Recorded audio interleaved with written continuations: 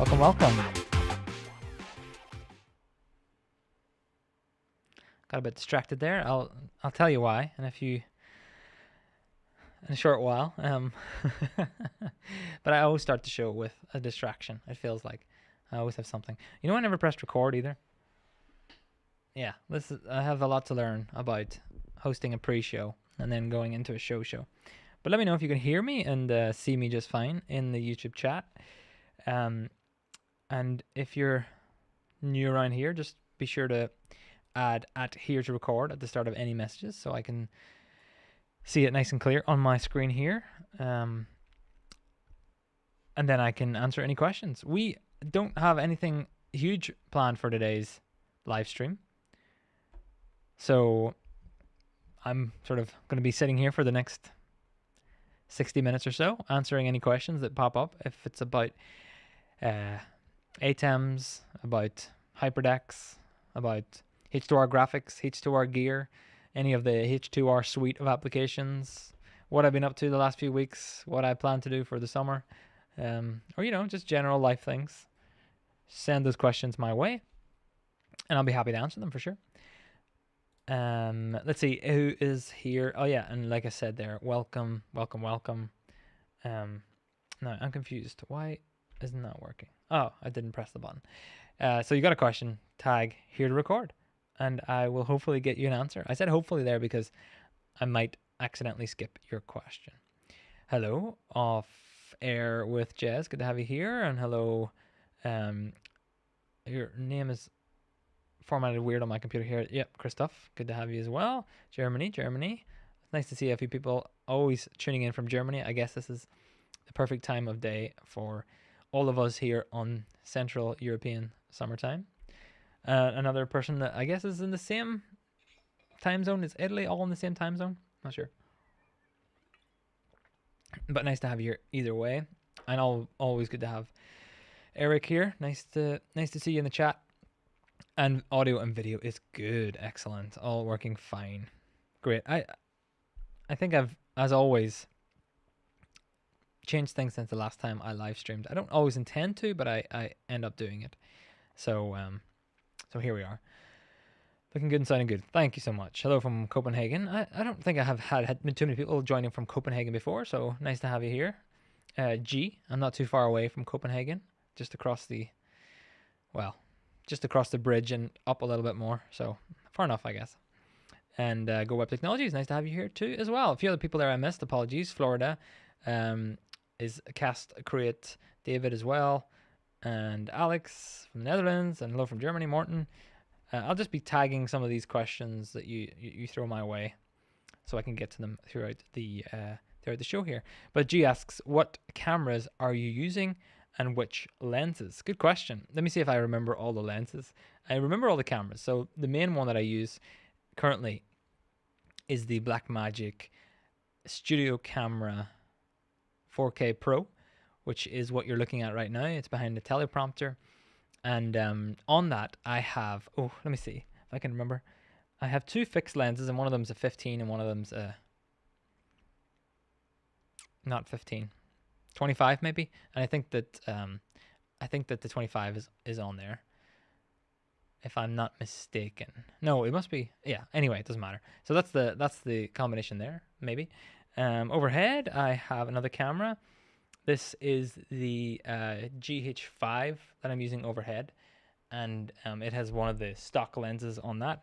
And then you saw this out of focus camera at the back there. That's the G7 with one of the stock lenses, whatever lens that came with, like the 18 to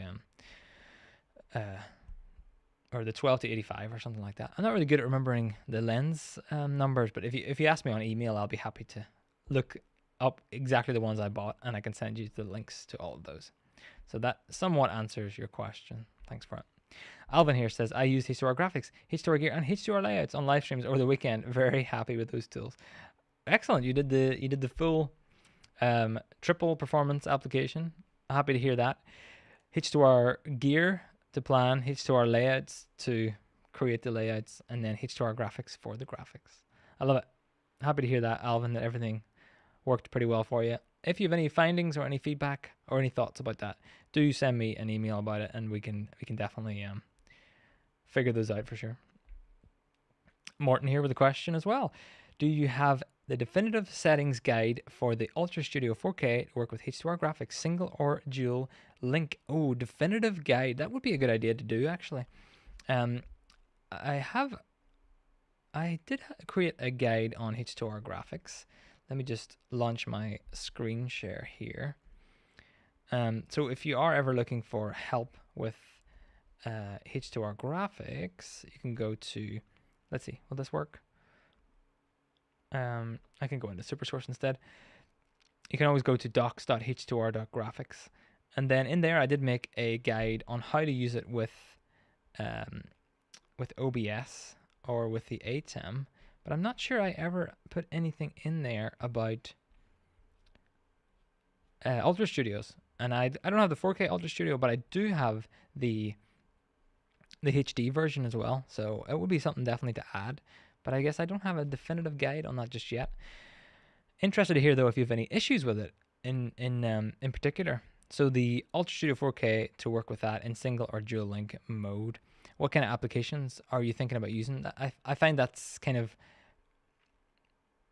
a whole part of the puzzle. It's not just making it work with the hardware, but it's also the software that you're using to generate the graphics within. So I'd be interested to hear what you have and what you're using there. If it's one of the pieces of software that I use, typically vMix is what I use for most of this, but if there's one that I use, then I can definitely add a guide to that. And I'll be happy to do that for you. It's a great setup, the look and feel. Yeah, it's something I've been slowly working towards. As you can see here in the back, it's a new addition that I just put up there today. I have I'm just going to try and point here and see how this works. So at the bottom I have this, I think it was an 8 or 10 U unit. Wait, I could figure this out. Is that a 2? 1, 2, 3, 4, 5, 6. It must be a 6 then, right? And then I put another one on top of that today, and that is a 4 on top. So I don't think the math works out there, but anyway, it's close enough. So I have that bottom rack is its own case, and then the top rack is another case that I just added today, and it looks pretty empty, as you can see. Something that I realize I don't have much more to fill it, because everything else is in a case somewhere or in another rack that's just off screen here beside me. But what might happen is I'll move some stuff up there eventually. 8U plus 4U. Yeah, you're right. And the screen is 3U.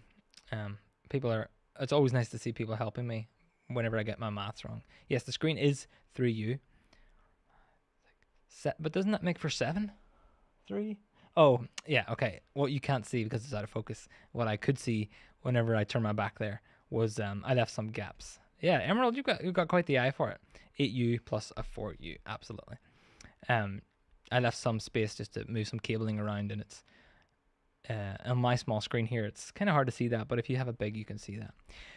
And I felt like leaving some space there really moved things away from each other, so I could get it installed. In fact, adding the little cable or the little nuts for the rack screws was the main reason that I left some gaps there, because I always find them really difficult to put in whenever you've already installed some gear. So I just left some gaps just to make it easier for myself.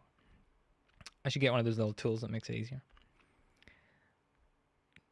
Is the rack cage nuts or screws? It is screws, yes. I left some gaps. Exactly. That's where I lost a U in my math there. Excellent. How deep is the rack? Oh, I don't know. Does it say on that box over there? I would have to find it. In fact, I could just do that, couldn't I? So this is I got this from one of my usual spots here. I'm looking off to the side because I literally, like I said, I took it out of the I took the 4U out of the rack today, and then I set it up there. So this was today's job. So I got this one here, right here, from Tommen or Thummen or whatever however you want to say it. I quite like this range actually. So I have this this SR2 2012 on its wheels, just off screen, which is what's the reason that the A10 Mini is sort of floating in the air here is because it's sitting on top of that right there. And then this Steelbox 4 is the one that I just installed up high today. And then somewhere down here is the Steelbox 8, the one that is placed behind me, which has an installation depth of 290, which works perfectly fine for everything I have. I think everything I have is much smaller than that. In fact, I have to reach in to gain access to all that stuff now. Nothing really that I have is much deeper. I guess the 2ME would be the Constellation 2ME HD blah blah blah, whatever it's called, is the deepest item that I have on the in the rack back there. Possibly the deepest item that I have purchased at this point. And if we look at the tech specs on that, like I said, we just have chit-chatting planned for today's show, so feel free to enjoy it. I'm happy just to chat. Oh, it's in inches. Damn you, inches. I don't know inches. Let me change this to Sweden here. That'll help me. Scrolling. Yeah, 180 on the depth of the 2ME. Someone probably found that answer a lot faster than I did there. So I'm enjoying that. I might end up taking away that 4 because, oh, you know what I have actually? That's not true. I have more items, more rack mountable items that I will install in here. I have the old ATEM 1ME HD switcher, which I planned to put up here somewhere. That was actually my original idea for this whole background area, was putting the old, it's not that old really, but the old technology that I don't use. In fact, at the very bottom row here, you can see the ATEM Television Studio HD, which is old, discontinued now, so it is technically old. And then beside that, in the darkness, is another Ultra Studio HD Mini, one of the, again, older, loud models of that. And what I wanted to do was fill this up with old technology, but a lot of that didn't have any screens on it or any interest, so maybe I'll do a mixture of old and new. In fact, the dual monitor really sticks out as being the kind of oldest looking device there, because it has that gray tone to it, which Blackmagic used to love, apparently. I'm seeing plenty of comments coming in, which is excellent. So I will get through them as much as I possibly can. Wood Turning Tool Store, nice to have you here. John, thanks for the Graphics Pro license swap. Still working through the workflow for my solo productions. Thank you. Yeah, we chatted this weekend about getting your license moved over to a new computer. It's still something that I'm working on as like a do-it-yourself solution. If you've bought a H2R graphics license and you want to move it from one computer to another, you can just get in touch with me like Wood Turning Tool Store did, and moved it over to a new computer. But it's something I would like to pass back into other people's hands. Close of the rack possible. Not without me going off mic. But oh wait, could I do this? Maybe you could get a little bit closer if you wanted. If I open up Filmic Pro, I'm really excited about the what do you call it? Apple TV that I installed in the studio space here a few weeks ago. Because I need to turn off mirroring on this other computer here. Yeah, I'm really excited about that, because then it means that I can jump in and show other cameras and stuff like that. But for some reason, it was giving me some issues last time I tried to do this, if you remember that show. Oh, you know what? Because I pressed the wrong button. That's why. But with the Apple TV added, I can open up Filmic and potentially show you the rack. No, I can't. This is what it was doing. And I know I was watching Aaron's stream the other day too. I'll only show you this for a few seconds because it's really frustrating. I need to see if I can fix it. You'll see that the frame rate really sucks at the minute. And I'm not really sure what's going on there. So no close-up of the rack today.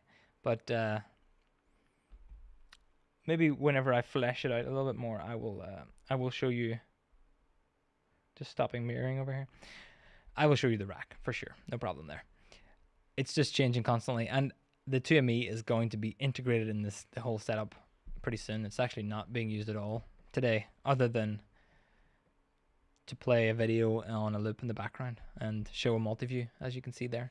But I'm not actually using it in the live stream just yet. Working on that. Let me see.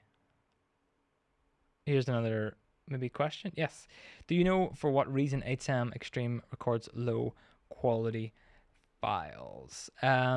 This is a setting on the H2R, and if I can find my H2R here and make sure that I don't have my streaming key shown, I don't, then I can show you where to change that setting. So if you have the H2R Mini software control running here, you can, oh wait, can I not, I don't know if I can do this without showing you my stream key, right? So in the record section, there are no quality options, but in the live stream section, there are, and that's where you want to change it. So you go in there and change it to, instead of streaming low, which is maybe set to right now, you could set it to HyperDeck high as an option, and then record, and that will give you a much higher quality file. The reason being that the same encoder is used for streaming and recording. So whenever you're live streaming, you want to set it to a manageable rate, but whenever you're recording, you might want to go a bit higher than that. That was close. I'm glad I didn't click on that to show you that. But in my videos on the H2R Mini Pro and stuff, it shows that setting. So I will point you in that direction for now. Apologies. I don't have my other H2R set up. Otherwise, I could have clicked on that and shown you in there instead. Morton here saying H2R graphics from a Mac via OBS Ultra Studio 4K. A follow-up from your earlier question. Did break for me before a gig. Oh, that's a shame to hear. But I guess it would be too much to troubleshoot here. I did use your guides before, of course. Thanks. Yeah, I'm not going to say that it wasn't H2R graphics fault or anything, because I don't know about the setup, but I have personally had hit and miss instances with OBS and running Ultra Studio. Whether that be sometimes it flickers, sometimes it crashes OBS hard, sometimes it crashes OBS without me realizing it crashed OBS. But we can definitely talk back and forth on that. I'm not really saying that it's all OBS's fault, but I know that I personally have had issues exactly like this, where OBS has let me down. So we can definitely chat about that. This might not be the right place to troubleshoot it, sure, but we can still chat about it here as well. Any good electrical wholesale place usually has a very decent closed wall mount racks. That's what I tend to use. The one on casters is nice though. Yeah, I really like that one, Emerald. I guess that's not your name. Maybe it is. I really like that one on wheels. Although, I don't know what I was thinking. Getting the rack on wheels, I thought I would move it around a lot. That was my reason for getting it. But once you plug in and wire up some stuff, then it's going to stay exactly where it is. Maybe it'll move just a little bit around, but I'll probably never move it more than where it is right now. So it was a good intention. David, question from you. What is your preferred way to play pre-recorded videos during a live show? That is a good question, because I often have a different answer to that question. My absolute go-to way, if I have the equipment, is to use vMix right now. And it has been for a while. It's not my only way, but if I have my computer here and if I was running something from this office, this studio space, and I had vMix installed, then I would totally use vMix. In fact, my iPad is in the way, so I'm trying to see where my vMix session is here. Yes, here it is. I'll bring that over there, and we can take a quick look at that. I'm using vMix for this show today. Yeah, there's nothing on here, and I'm using it to play this video right now, which is the audio or the music for this live stream. So for me, that's the easiest way to do it. And in fact, this little second input in vMix here is the graphics. So if I just show this random graphic here, you'll see that this one from JB here saying, hello from Thailand. Nice to have you here. Thank you for watching along. But I use vMix for lots of little jobs along the way. So playing a random video on a loop just so I can test things, or my graphics, and I'm using keyfill off of this external, or to play videos. And I really like the list function in vMix. Let me see. Oh wait, I can cancel that and just go into add a new list. And then in there, I can pull in a bunch of videos and choose to play them all, play one at a time, etc., etc. So I tend to grab that if I really want to play a video. That's my main go-to. If I'm out on a job somewhere and someone walks up to me and hands me a video and I haven't brought my vMix machine with me, then I have so many computers around me here today, so I'm jumping back and forth between computers as I show you things. Then my next go-to option is trying to load it here, new workspace. I tend to use QLab to do video playback. So in this case, you have it's not unlike H2R graphics in a sense. You can add cues in here and then play those. It can be audio, video, a lot of different things. But what this lets you do is play videos full screen with the press of a space bar, which I really like. It's super fast. Often this is whenever like a client hands you a jingle that lasts 5 seconds and they want to play that up on the projector before a show starts. QLab, throw it in there, press the space bar, and it goes. I'm really happy how that works.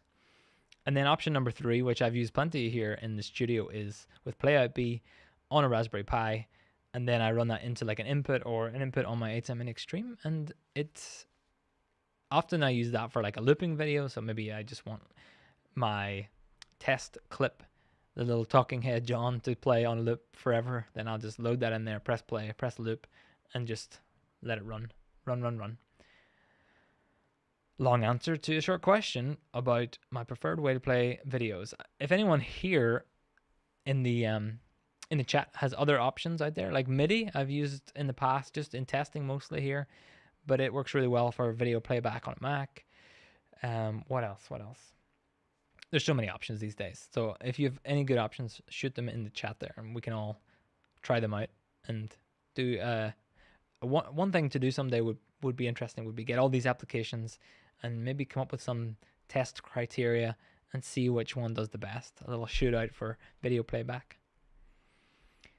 Does it generate a lot of heat? Member of the channel here, Off Air with Jez, asks, are you asking me that question? And oh wait, maybe there's a previous thing here. Older tech might have louder fan noise. Also, how loud is the rack currently? Oh, I'm not sure if I could say how loud it is. I don't have a decent measure, but I will say that I can hear one device, and I know for certain that what device that is.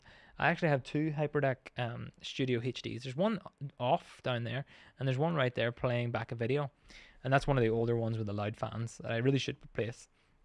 It's probably the loudest device on the whole rack system right now, so I can definitely hear that back there, making noise frustratingly. And then your other question was, do they generate a lot of heat? I haven't noticed more than current devices necessarily. It does get pretty hot in this office in general whenever I have things running all day, but the lights are doing plenty of that work, and the computers are all adding a slight little bit, so nothing that I've noticed to be particularly hot. Go Web Technologies, nice to have you here. It's nice to see how you keep a mix of old and new stuff. Best use of resources. Yeah, that's a really good way to put it. I know I've been buying some new stuff here on the channel recently, but I am quite keen to try and keep the old stuff in play as much as possible, because there are devices that are still working really well, and it'd be a shame not to use them at all. I think the nature of making this channel is that I kind of want to stay on top of some of the new devices out there and test stuff, but really just borrow as much stuff as I can and then send it back whenever I'm done with it, and try not to buy so many new things. Eric, Filmic Pro NDI to Apple TV? Question mark. Yes.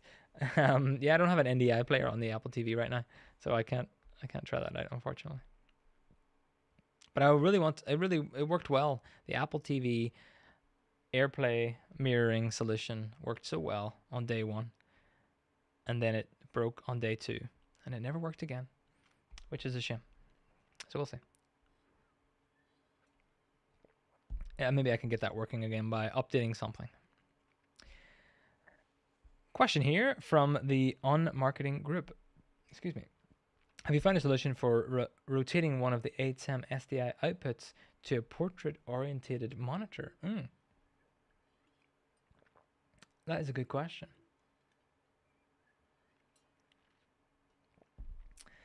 I would probably bounce it through another piece of software. That's something I have done some testing for. A client of mine a while ago wanted to do some 9:16 TikTok streaming, which I guess it just didn't work out in the end for a few different reasons. But one of the things I used for that was vMix in order to generate a 9:16 look for the whole production.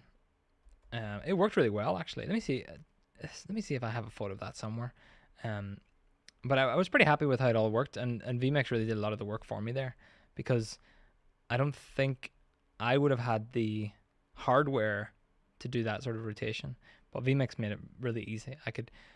In fact, people were watching the test streams that we did. People were watching in Zoom, and they wanted it to be the right way around, and then I wanted to send it off to a monitor locally in portrait orientation so that I could capture that monitor on a phone and then use the official Instagram. Actually, it wasn't TikTok, it was Instagram testing. Oh yeah, so here's some photos of it.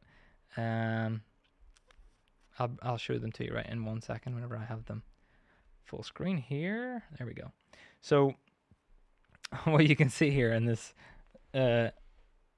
ridiculous image is my phone here on a mount, and the phone's rotated that way, and then the screen is rotated like normal. The screen's not rotated at all. It's in landscape mode, but vMix's output is being rotated around. And then I think I had some other photos here. I'll just take that away just for a second, just in case there's anything random in here. Yeah, I guess that's the opposite of what I said. But I did another test another day. Maybe I never got a shot of that, where I did the screen rotation and then let vMix do the work for me. Maybe I never got a good picture of that one. That's a shame. Yeah, I think in the end, it kind of ended up being more hassle than it was worth. To be honest with you, that sort of setup. Yeah, I guess I never got a good photo of that one. But I use vMix to do the orientation. If it's not like lip sync, in some way interactive with people on a stage or something, then it might not be so far off to try that. But I'm interested to hear what solution you come up with, definitely.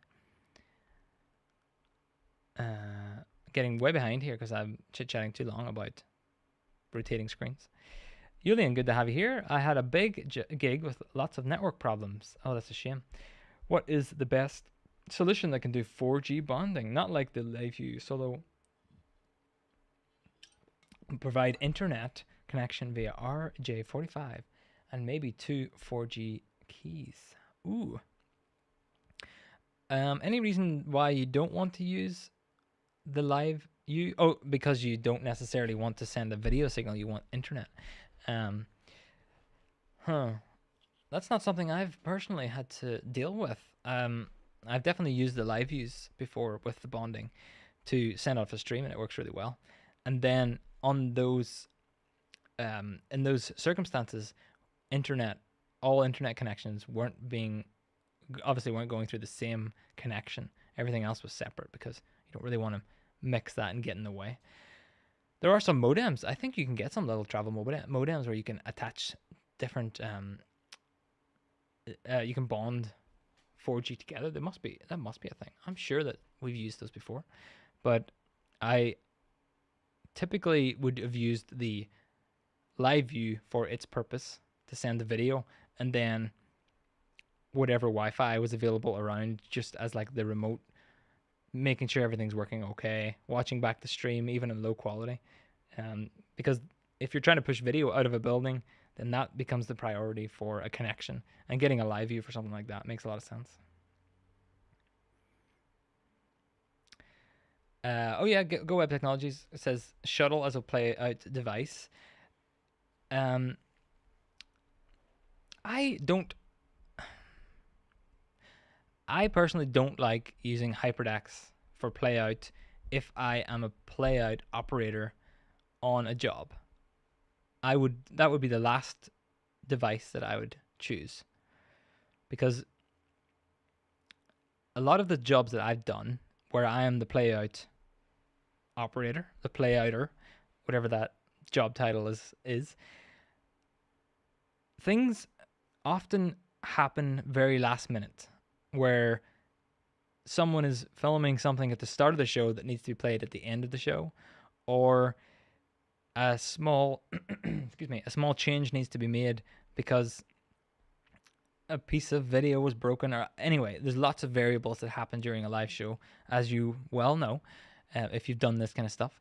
And that's why I tend not to use the HyperDeck for that kind of playback purposes, because for me, the HyperDeck has become such a device that it's so picky about the files that you put on it that you want to be very careful about how they're encoded and if they will or will not work. You also have the tricky situation with a HyperDeck in that you really, in general, want to have your files loaded up and tested before anything goes live. But what's really nice about something like vMix is that even if it's playing out a video, currently, you can open up another video, take a little look at it, and see, is this the video that I'm going to play next? You can solo the audio to listen to it while the other video is playing to make sure that things are working. I feel like it gives me much more safety during a live show to double check certain things, or to drag in new files and know that they're going to play, hopefully. So in general, I tend not to play anything back on a HyperDeck unless it's a looping video like it is right now. That's a looping video playing. It didn't work the first time I tried to load it on the SD card. You will be unsurprised to hear. And the second time I loaded it on the SD card, I finally got it to work. I might have even, this might be a good example of a time where I gave up and I pressed record on that HyperDeck and played it into the HyperDeck from my computer. I think I might have done that for this exact video. You can barely see it, but there's one playing in the background there. I think I might have pressed record into the HyperDeck, knowing that if I recorded it in the HyperDeck, it would play back. So I don't choose the HyperDeck for that purpose, but it's made to play back videos, so it should be just fine, right? For your HyperDecks, what SD cards do you recommend? I always will say go to the Blackmagic website and check there. Honestly, though, once I had bought the right cards from this way back whenever the HyperDeck Studio HD Mini, at some point they had recommended SD cards on here, and I had bought them and they didn't work either. But I wouldn't veer off this list very far. Definitely not.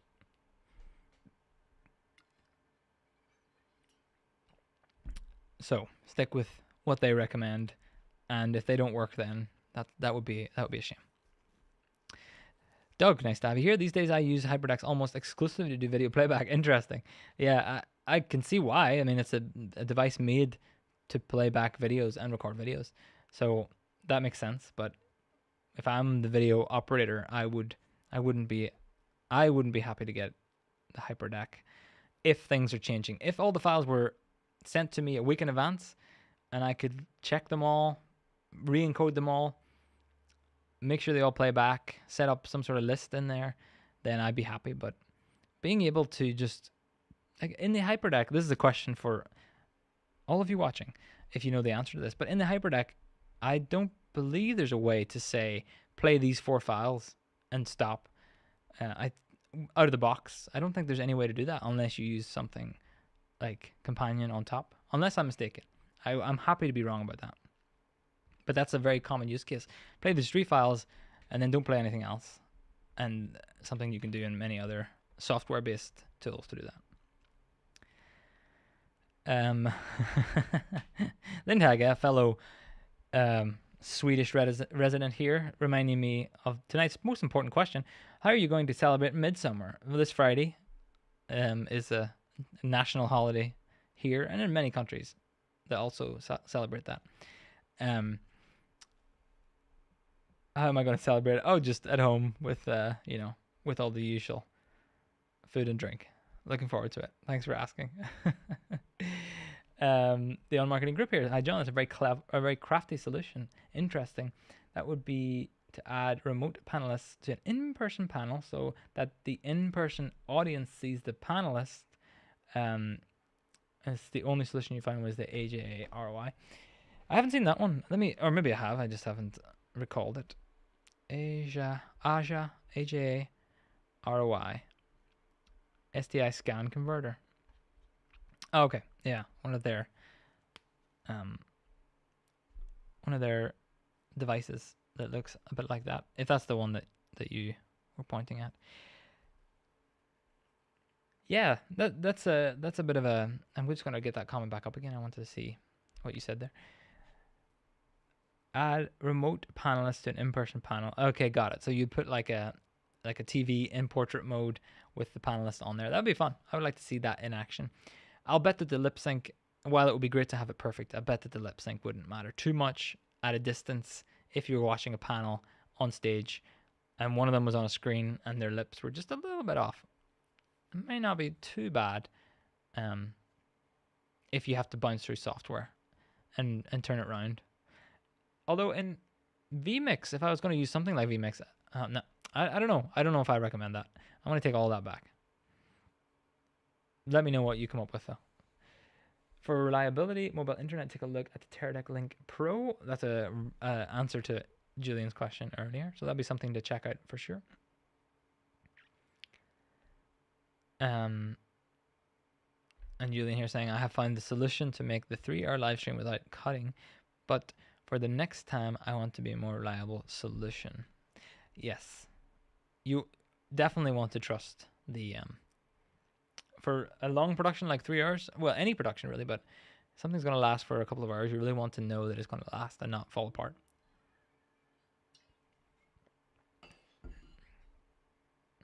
Loads of options coming in here as bonding. Speedify for bonding is one option, and lots of other ones. Yeah, great conversation. Macros would be the only way to play several clips back to back, I guess. Honestly, if the only answer is building macros, then that I refuse to take that answer.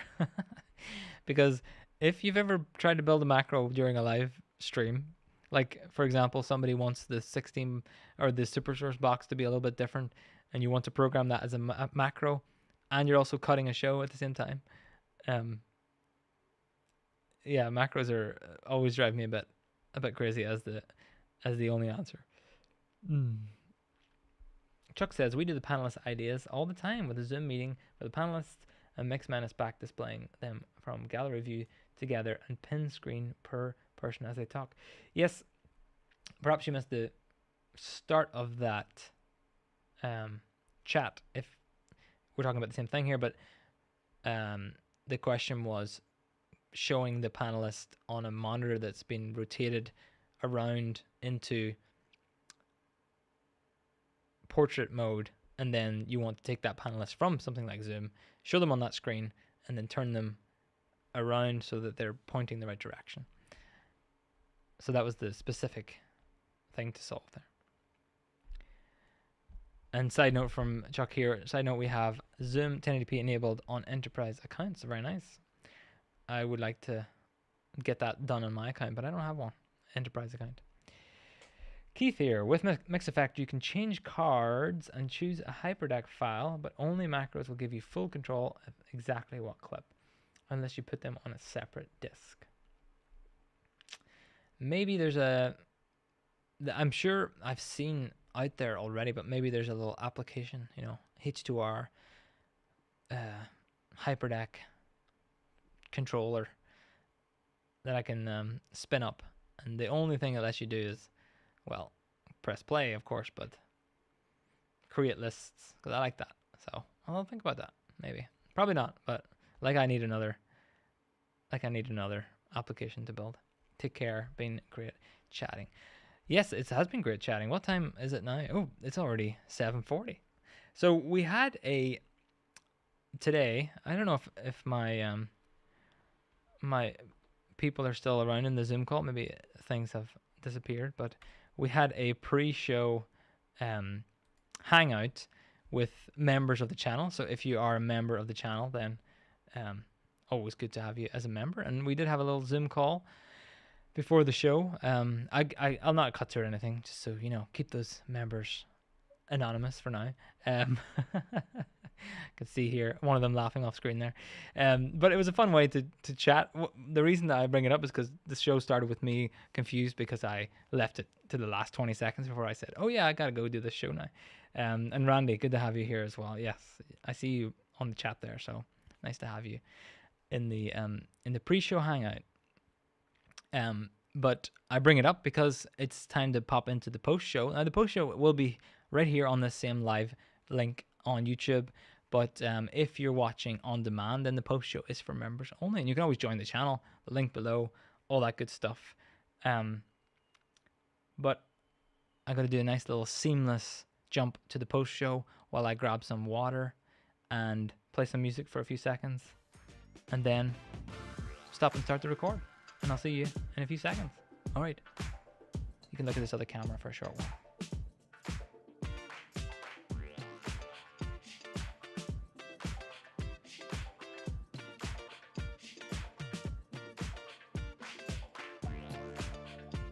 And of course, thanks to all the supreme supporters of the channel: Jeremy, Revolutionary Lightboards, Marlon, Patrick, and Jim, and all your faces as well. Good to have you here for the main show. Stay tuned for the post show.